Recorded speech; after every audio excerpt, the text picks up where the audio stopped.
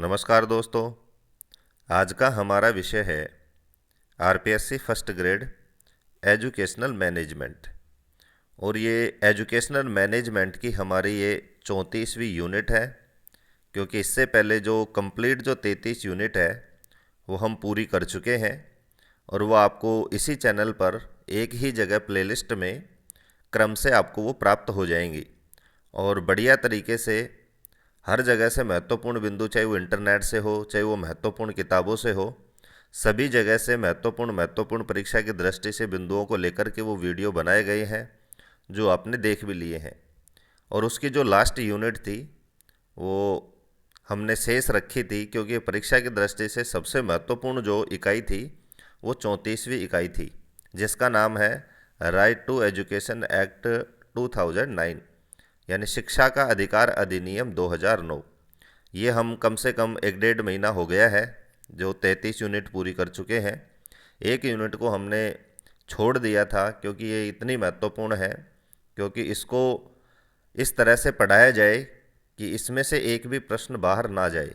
क्यों? क्योंकि केवल 2011 की बात करें तो 2011 की बात करें तो जो फर्स्ट ग्रेड का फर्स्ट पेपर हुआ था उसमें केवल इस यूनिट से एक ही प्रश्न पूछा गया था।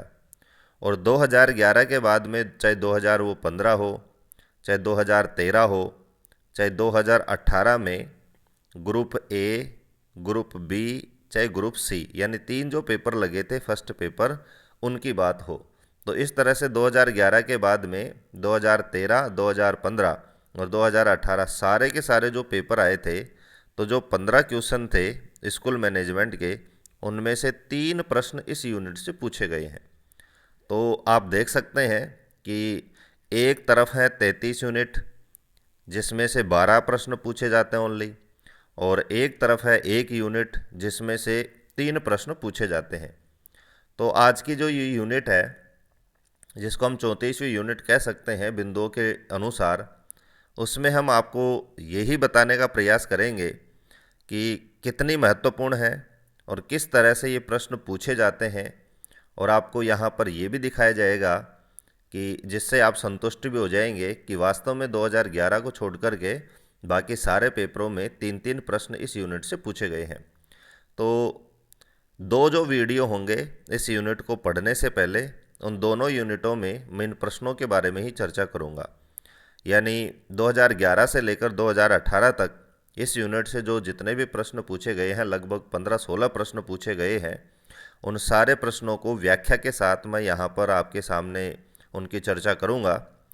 तो उससे पहले मैंने आपको सारी जो बातें थी इस यूनिट से संबंधित कि कितनी महत्वपूर्ण है और इसको मैंने अभी क्यों बचा रखा था, तो उसको बताने के लिए मैंने इतनी बातें आपसे शेयर की हैं। और ये हमारा जो फर्स्ट पेपर का जो 15 प्रश्नों का जो सिलेबस है वो भी आपके सामने है। जैसे concept of function of educational management, जिसको हमने पहली यूनिट दी थी नाम, उसके बाद में एजुकेशनल मैनेजमेंट इन राजस्थान, इसको दूसरी यूनिट नाम दी थी।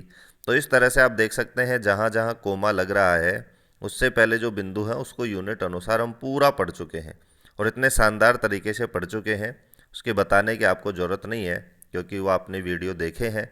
और नहीं देखे हैं, नए हैं, तो चैनल को सब्सक्राइब करके और प्लेलिस्ट में जा कर के और फर्स्ट ग्रेड एजुकेशनल मैनेजमेंट के नाम से जो प्लेलिस्ट है वहाँ पर आपको क्रम से सारे वीडियो मिल जाएंगे।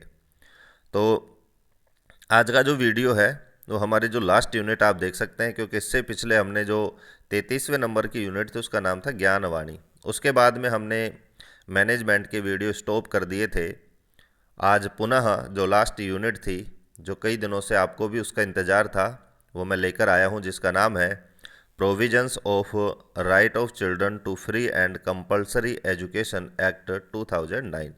और इस यूनिट को इस तरह से मैं आपको नोट्स बताऊंगा ताकि पढ़ने के बाद में यदि आप उन सबको याद रखेंगे तो आपका एक भी प्रश्न, यानी जो 3 या 4 या 2 प्रश्न इसमें से आएंगे वो गलत नहीं होंगे। क्योंकि ये जो प्रश्न है वो सबसे कठिन यूनिट भी इसको मान सकते हैं, क्योंकि और यूनिटें हैं वो बिल्कुल छोटी छोटी यूनिटें हैं, ये थोड़ी विस्तृत भी है। क्योंकि एजुकेशन एक्ट 2009 पहले भारत के संदर्भ में हमें पढ़ना होगा, उसके बाद में इसी एक्ट के तहत जो राजस्थान में 2011 जिसको नाम दिया गया है उसको हमें पढ़ना होगा। तो बिल्कुल इस तरह से पढ़ेंगे कि आपको ये बहुत ही आसान और मज़ेदार लगेगा। तो चलते हैं कि किस तरह से प्रश्न पूछे गए हैं, और उन प्रश्नों की मैंने व्याख्या भी आपके लिए तैयार की है, ताकि आपको लगे कि हाँ, हम इन 3 प्रश्नों को, चाहे इस यूनिट में कितने भी प्रश्न हमसे पूछे जाए, वो हमारे गलत नहीं होंगे। तो ये थी हमारी यूनिट का नाम, 34वीं यूनिट। उसके बाद में इसको अधिनियम कहा जाता है।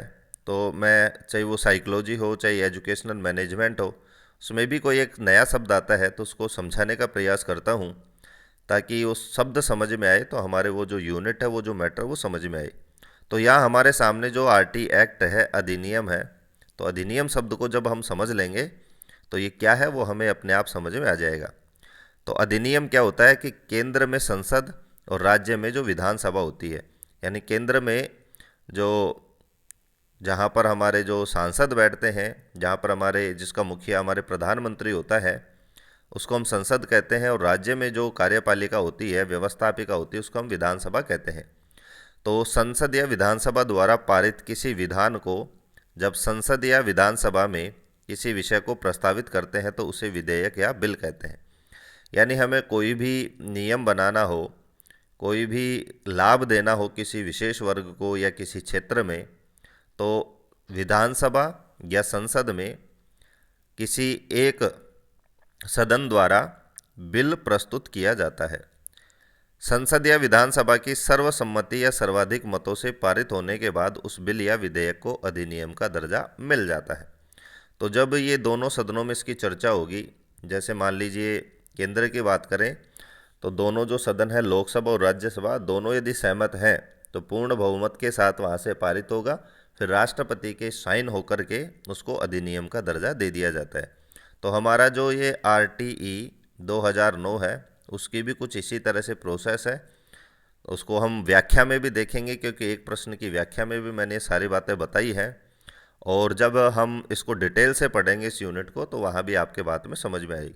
तो यहाँ सिर्फ आपको ये समझना है कि किसी भी कार्य को संपादित करने के लिए संसद में बिल प्रस्तुत किया जाता है, और वो जब बिल सर्वसम्मति से पास हो जाता है तो अधिनियम का दर्जा उसको मिल जाता है। तो ये 2 बातें थी। अब हम देखते हैं प्रश्नों के बारे में। आज इस वीडियो में मैं 2011 से और 2015 तक जो प्रश्न पूछे गए थे उनके बारे में बात करूंगा, क्योंकि प्रश्न ज़्यादा हैं और व्याख्या भी हमें इनकी पढ़नी है। तो सारी एक ही यूनिट में हम पढ़ते तो प्रश्न ज़्यादा भी हो सकते हैं, और उनकी जो व्याख्या है वो भी ज़्यादा है। इसलिए केवल मैंने यहाँ पर 2015 तक के प्रश्नों को इस यूनिट में लिया है। तो सबसे पहला प्रश्न है वो 2011 में, और मैं बता चुका हूँ 2011 में ही सिर्फ एक प्रश्न पूछा था। उसके बाद में हर परीक्षा में 3-3 प्रश्न इस यूनिट से पूछे जा रहे हैं। तो पहला जो प्रश्न था 2011 में, वो था शिक्षा का अधिकार अधिनियम 2009 को लागू करना क्यों आवश्यक था। तो यहाँ पर ये जो नियम है, जो यूनिट का भी नाम है, तो ये लागू करना क्यों आवश्यक था।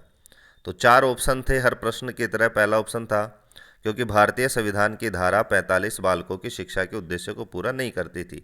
यानी जो संविधान में धारा 45 है, वहाँ भी 6 से 14 वर्ष के बच्चों की शिक्षा का जिक्र किया है, लेकिन इसका इससे कोई ज़्यादा महत्व नहीं है, तो ये उत्तर नहीं था।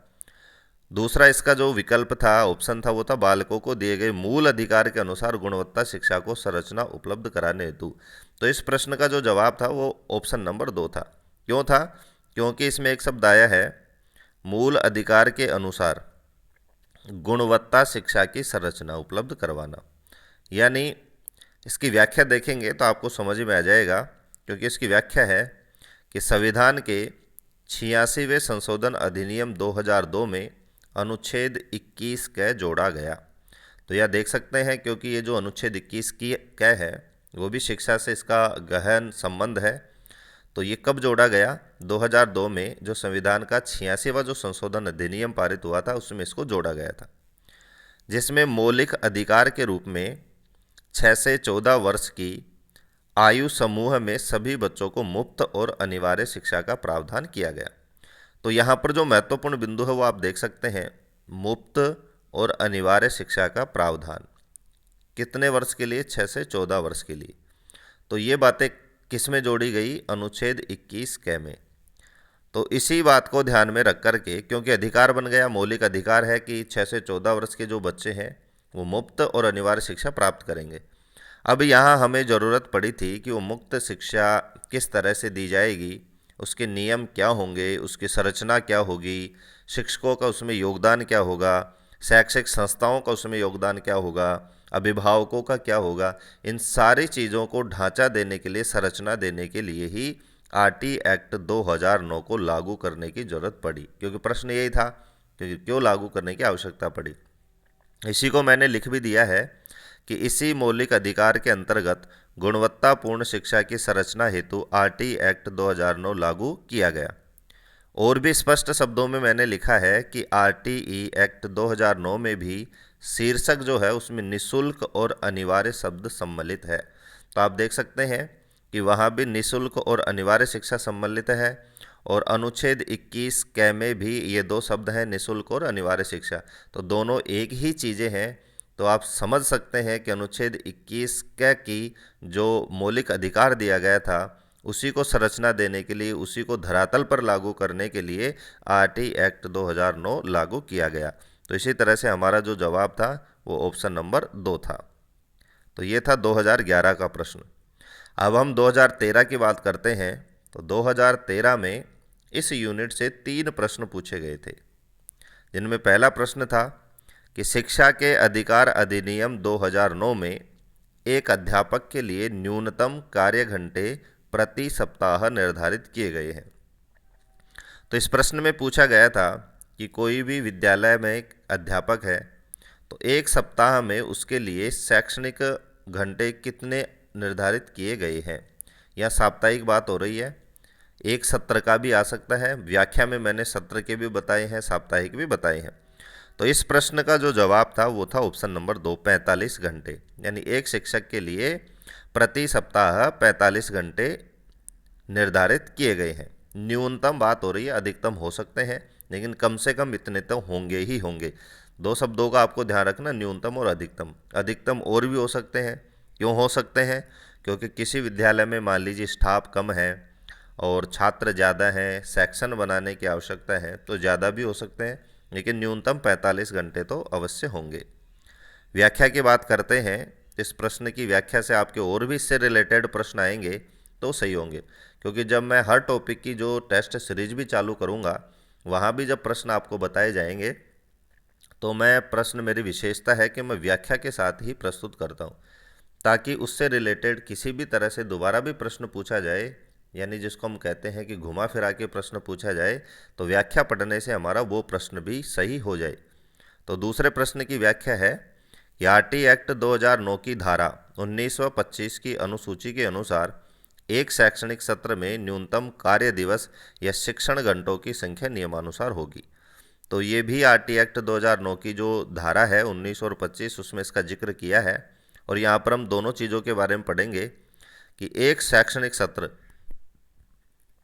यानी हमारा जो जुलाई से मई तक जो शैक्षणिक सत्र चलता है उसमें कितने न्यूनतम कार्य दिवस होते हैं और कितने न्यूनतम शिक्षण घंटे होते हैं। तो सारे प्रश्न क्लियर होंगे। यहाँ पर प्रश्न में सिर्फ शिक्षक के बारे में पूछा था, लेकिन व्याख्या में हम इससे संबंधित सारे बिंदु क्लियर करेंगे।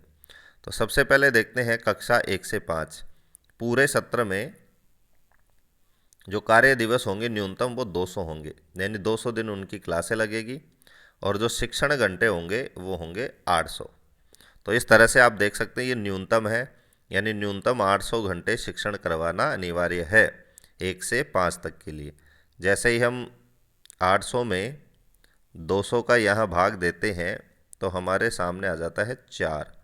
तो इससे आप प्रतिदिन आप आकलन लगा सकते हैं कि प्रतिदिन 4 घंटे शिक्षण आवश्यक है, क्योंकि यहाँ भी प्रश्न बन सकता है कि न्यूनतम प्रतिदिन कक्षा 1 से 5 के लिए कितने घंटे शिक्षण अनिवार्य है आरटी एक्ट 2009 के अनुसार। तो वहाँ पर हमारा जवाब होगा 4 घंटे। तो ये भी याद रखना है। फिर 6 से 8 की बात करते हैं।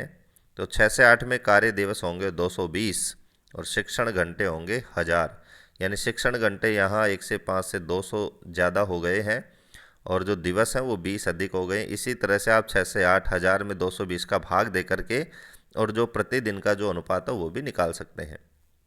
शिक्षक के लिए प्रति सप्ताह कार्य घंटों की न्यूनतम संख्या 45 है, और यही प्रश्न पूछा गया था, जिसमें तैयारी के घंटे भी शामिल है। तो ये बिंदु भी आपको याद रखना है कि इन्हीं 45 घंटों में शिक्षण के साथ साथ तैयारी के घंटे भी शामिल हैं। इस बिंदु को क्यों लिया है कि तैयारी के घंटे भी शामिल हैं? क्योंकि 2015 में जो 3 प्रश्न पूछे गए थे उनमें जो लास्ट प्रश्न है वो यही प्रश्न था, इसी से रिलेटेड था। तो आप इसी वीडियो में उसको देखेंगे, इसलिए इस बिंदु को भी आपको याद रखना है। तो इस प्रश्न से रिलेटेड सारी बातें हमने यहाँ देखी है। अब 2013 का ये दूसरा प्रश्न है कि शिक्षा के अधिकार अधिनियम 2009 में विद्यालय प्रबंधन समिति में भर्ती विद्यार्थियों के माता पिता या अभिभावकों की न्यूनतम सदस्य संख्या प्रतिशत में निर्दिष्ट है। तो विद्यालय प्रबंधन समिति यानी एसएमसी की यहाँ बात हो रही है। तो एसएमसी का जो जिक्र है वो भी आरटी एक्ट 2009 में ही किया गया है, वहीं से ली गई है। तो उसमें जो विद्यार्थी पढ़ते हैं उनके अभिभावकों की कितनी संख्या, न्यूनतम सदस्य संख्या उसमें होना आवश्यक है। तो इस प्रश्न का जवाब था ऑप्शन नंबर 2 यानी 75%। यहाँ पूछा है प्रतिशत में। ये इसका मतलब है कि संख्या भी पूछ सकता है, और इसका मतलब है जैसे अनुपात में भी पूछ सकता है। तो शब्द पे ध्यान देना है, यहाँ प्रतिशत में पूछा था तो 75% अभिभावक होना आवश्यक है। व्याख्या में देखते हैं, सारे बिंदु क्लियर हो जाएंगे। और एसएमसी अलग से हमारी यूनिट भी थी, वहाँ भी हमने पढ़ रखा है। फिर भी देखते हैं कि आरटी एक्ट 2009 के अध्याय 4, तो यहाँ पर एक प्रश्न यही हमारा क्लियर होता है कि जो एसएमसी है उसका जो जिक्र है, उसका जो वर्णन है आरटी एक्ट की कौन से अध्याय में किया गया है, 4 में, और धारा कौन सी है, 21। तो दोनों चीज़ याद रखनी है। अध्याय 4 धारा 21 के अनुसार विद्यालय प्रबंधन समिति में भर्ती विद्यार्थियों के माता पिता या अभिभावकों की न्यूनतम सदस्य संख्या कम से कम 3/4। तो मैं कह रहा था प्रतिशत में पूछा है, या अनुपात में आपको 3/4 याद रखना है, अर्थात 75% होगी। तो यही हमारा जवाब था। और इस समिति में 50% सदस्य महिलाएं होंगी। तो ये इसकी व्याख्या थी। उसके बाद में 2013 में ये तीसरा प्रश्न पूछा गया था। तो आप देख सकते हैं कि 3 प्रश्न पूछे गए थे 15 में से, जो बहुत बड़ी बात है हमारे लिए, कि निःशुल्क शिक्षा और अनिवार्य शिक्षा अधिकार अधिनियम अधिनियमित किया गया। तो ये अधिनियम किसके द्वारा अधिनियमित किया गया? तो ये आपको बिना ऑप्शन भी आप इसको बता सकते हैं, क्योंकि अधिनियम की मैंने जब आपसे फर्स्ट में ही चर्चा की थी तो अधिनियम में हमने पढ़ा था कि संसद या विधानसभा के द्वारा इसको पारित किया जाता है। तो यहाँ देख सकते हैं ऑप्शन नंबर 1 लोकसभा द्वारा, ऑप्शन नंबर 2 राज्यसभा द्वारा, ऑप्शन नंबर 3 भारत की संसद द्वारा, और ऑप्शन नंबर 4 उपयुक्त में से कोई नहीं। तो यहाँ पर मैंने आपको वहाँ पर बताया था अधिनियम के समय कि दोनों सदनों से ये पारित होना आवश्यक है, लोकसभा और विधानसभा। तो ऑप्शन 1 तो हो नहीं सकता, ना दूसरा हो सकता। तो तीसरा हमारा यहाँ पर जवाब था भारत की संसद द्वारा, क्योंकि जो संसद है वो इन्हीं से मिलकर बनती है, लोकसभा, राज्यसभा, राष्ट्रपति। तो ये सब चीज़ें मिलकर ही विधेयक बनाते हैं। पहले दोनों सदनों में वो पारित होगा, फिर राष्ट्रपति इस पर सिग्नेचर करेगा, उसके बाद में वो अधिनियम बनता है। तो इसका जो जवाब होगा वो भारत की संसद द्वारा लागू किया गया। बहुत ही सरल प्रश्न था। व्याख्या देखेंगे तो व्याख्या से आपके 4-5 प्रश्न क्लियर होंगे, क्योंकि बहुत महत्वपूर्ण व्याख्या है, जिसको हम डिटेल से वहाँ भी पढ़ेंगे जब हम इस यूनिट की चर्चा करेंगे। तो व्याख्या में है कि 4 अगस्त 2009 को 6 से 14 आयु वर्ग के बच्चों के लिए निःशुल्क और अनिवार्य शिक्षा को मौलिक अधिकार बनाने संबंधी विधेयक, और उस विधेयक का नाम था, इंग्लिश में याद रखना है, the right of children to free and compulsory education bill, Lok Sabha में पारित किया गया। तो यहाँ देख सकते हैं हमारे प्रश्न में लोकसभा भी थी, तो लोकसभा में पारित किया गया। कब पारित किया गया? तो आपको याद रखना है तारीख 4 अगस्त 2009, क्योंकि अलग से भी प्रश्न पूछ सकता है कि आरटी एक्ट 2009 लोकसभा में कब पारित हुआ। तो तारीख है 4 अगस्त 2009। बिल का नाम आपको याद रखना है, the right of children to free and compulsory education bill. Rajya Sabha में यह विधेयक 20 जुलाई 2009 को ही पारित कर दिया गया था। तो 4 अगस्त से पहले 20 अगस्त को ये राज्यसभा में पारित हो चुका था। राज्यसभा में पारित होने के बाद इस बिल को लोकसभा में भेजा गया था, जहां से 4 अगस्त को पारित हो जाता है। तो राज्यसभा की तारीख है 20 जुलाई 2009। दोनों सदनों में पारित होने के बाद 26 अगस्त 2009 को राष्ट्रपति के हस्ताक्षर के साथ 35वें अधिनियम के रूप में संसद द्वारा ये पारित हुआ। और यही हमारा जवाब था, किसके द्वारा अधिनियमित किया गया? संसद के द्वारा।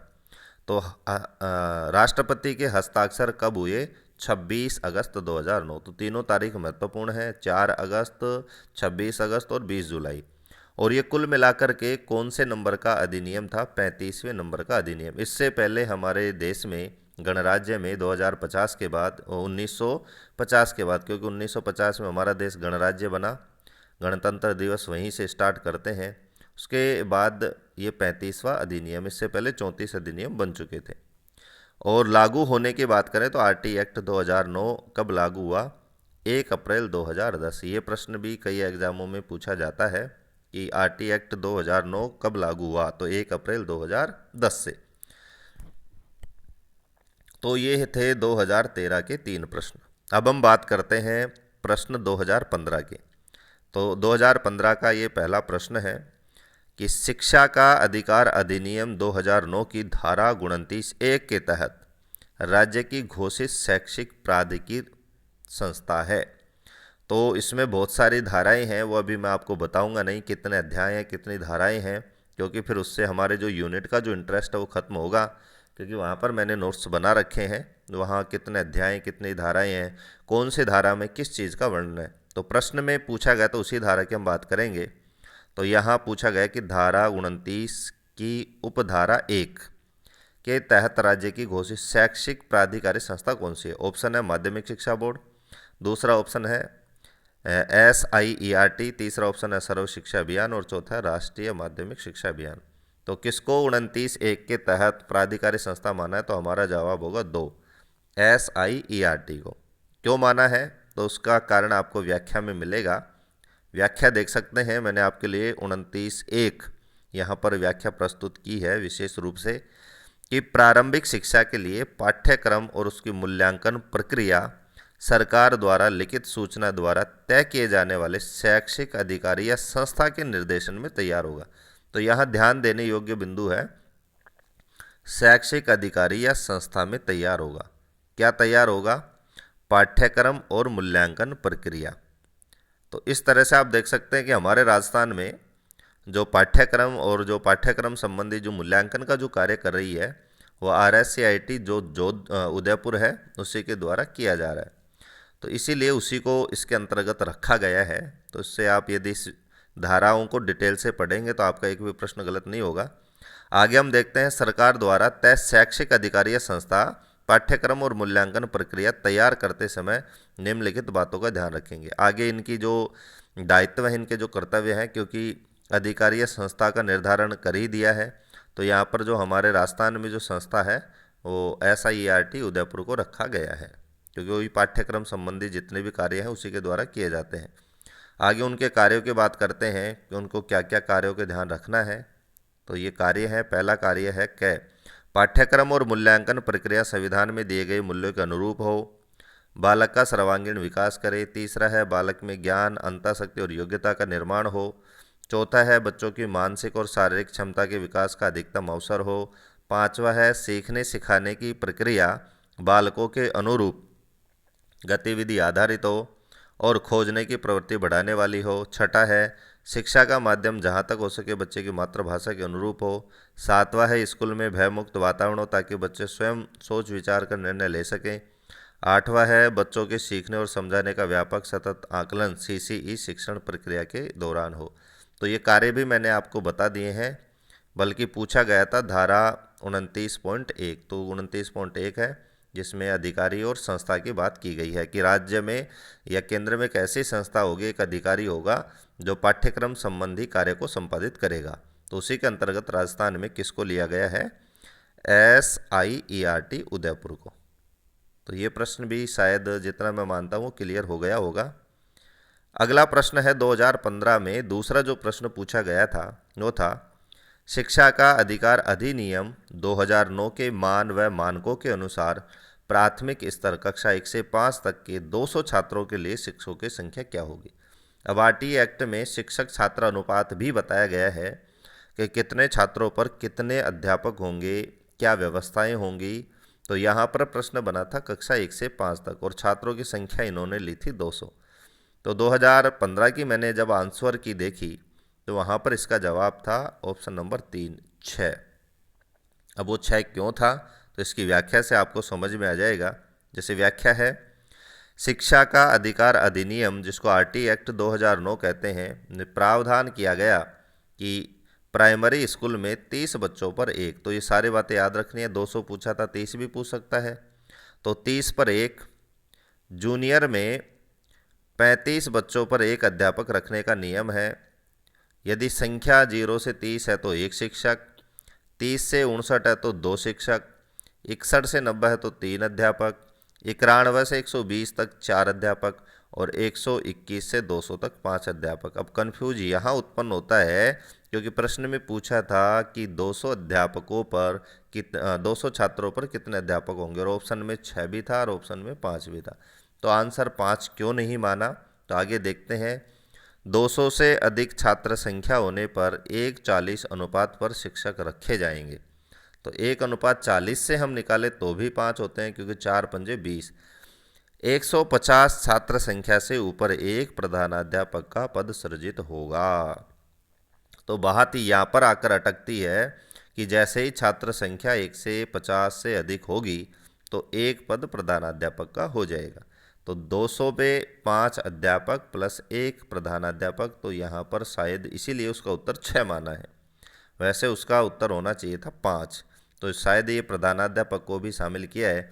ये बातें मैंने आरटी एक्ट से ही ली है। तो इससे आप समझ सकते हैं कि कितने छात्रों पर कितने अध्यापक होना आवश्यक है आरटी एक्ट 2009 के अनुसार। अगला प्रश्न है, और इसको हम लास्ट प्रश्न भी कह सकते हैं आज के वीडियो का, कि शिक्षा का अधिकार अधिनियम 2009 में अध्यापकों के लिए न्यूनतम कार्य घंटे प्रति सप्ताह वर्णित है। और ये प्रश्न वापस रिपीट हुआ है। 2013 में भी ये प्रश्न पूछा गया था, फिर 2015 में भी इसको पूछ लिया गया। तो यहाँ भी 4 ऑप्शन है, 35 शिक्षण घंटे तैयारी के घंटे, 40 शिक्षण एवं तैयारी के घंटे, 45 शिक्षण के घंटे और 45 शिक्षण एवं तैयारी के घंटे। तो उस प्रश्न की जब मैंने आपको व्याख्या बताई थी तो वहाँ पर मैंने आपको कहा था कि इस बिंदु पे आपको ध्यान रखना है, क्योंकि बहुत महत्वपूर्ण है, कि 45 घंटे जिसमें तैयारी के घंटे भी शामिल हैं। तो ये बिंदु क्यों आवश्यक था, अब आपके समझ में आ गया होगा, क्योंकि इस प्रश्न में 2 ऑप्शन है जो हमें कन्फ्यूज करेंगे। यहाँ लिखा है तीसरे ऑप्शन में 45 शिक्षण के घंटे और चौथे में लिखा है 45 शिक्षण और तैयारी के घंटे, तो कन्फ्यूज हो गए। यदि हम सिर्फ 45 पढ़ते तो ये प्रश्न हमारा गलत होगा।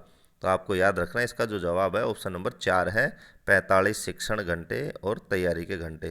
तो ये हमारा नहीं होगा सिर्फ 45 शिक्षण के घंटे, क्योंकि इसी में तैयारी के घंटे भी हमारे शामिल हैं। तो ऑप्शन नंबर 4 क्यों है वो आपको बिल्कुल क्लियर हो गया होगा, क्योंकि तैयारी भी इन्हीं 45 घंटों में शामिल है। अलग से इसका कोई प्रावधान नहीं है कि 45 सिर्फ शिक्षण के घंटे होंगे और तैयारी के घंटे अलग होंगे।